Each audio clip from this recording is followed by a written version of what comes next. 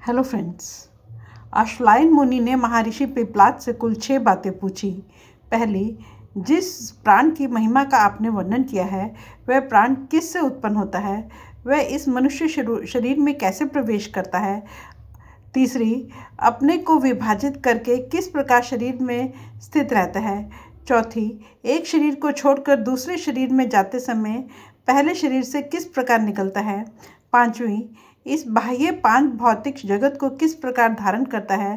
तथा छठी, मन और इंद्रिय आदि आध्यात्मिक जगत को किस प्रकार धारण करता है। महर्षि पिप्पलाद ने कहा कि तू बड़े कठिन प्रश्न पूछ रहा है, किंतु क्योंकि तू वेदों को अच्छी तरह जानने वाला है, अतः मैं तेरे प्रश्नों का उत्तर देता हूँ।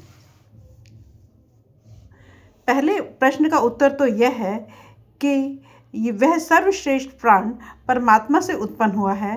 वह पारब्रह्म परमेश्वर ही इसका उपादान कारण है और वही इसकी रचना करने वाला है। अतः इसकी स्थिति उस सर्वात्मा महेश्वर के अधीन है, उसी के आश्रित है।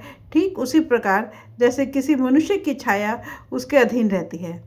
दूसरे प्रश्न का उत्तर यह है कि मन द्वारा किए हुए संकल्प से वह शरीर में प्रवेश करता है।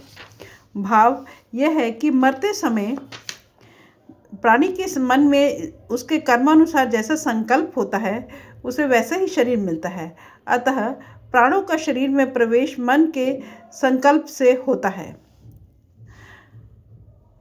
महर्षि उदाहरण द्वारा तीसरे प्रश्न का समाधान करते हुए कहते हैं, जिस प्रकार भूमंडल का चक्रवर्ती सम्राट भिन्न भिन्न ग्राम, मंडल और जनपद आदि में पृथक पृथक अधिकारियों की नियुक्ति करता है और उनका कार्य बांट देता है, उसी प्रकार यह प्राण भी अपने अंग स्वरूप अपान, व्यान आदि दूसरे प्राणों को शरीर के पृथक पृथक स्थानों में पृथक पृथक कार्य करने के लिए नियुक्त कर देता है। वह स्वयं तो मुख, नासिका द्वारा विचरता हुआ नेत्र और श्रोत्र में स्थित रहता है तथा गुदा और उपस्थ अपान को स्थापित करता है। उसका काम मल मूत्र को शरीर से बाहर निकाल देना है। रज, वीर्य और गर्भ को बाहर करना भी इसी का काम है।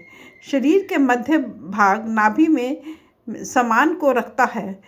यह समान वायु को ही प्राण रूप अग्नि में वहन किए हुए उदर में डाले हुए अन्न को अर्थात उसके सार को संपूर्ण शरीर के अंग प्रत्यंग में यथा योग्य समभाव से पहुंचाता है।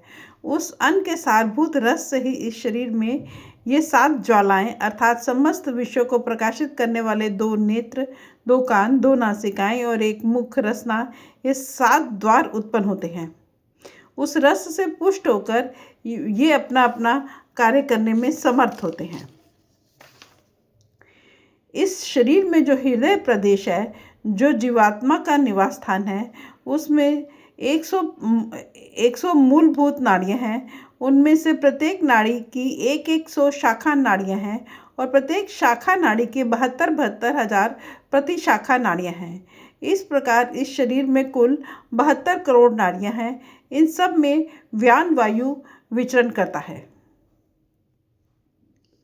फ्रेंड्स, अपनी इस वीडियो को आज यहीं समाप्त करते हैं। अगले वीडियो में आगे बढ़ेंगे। Thank you.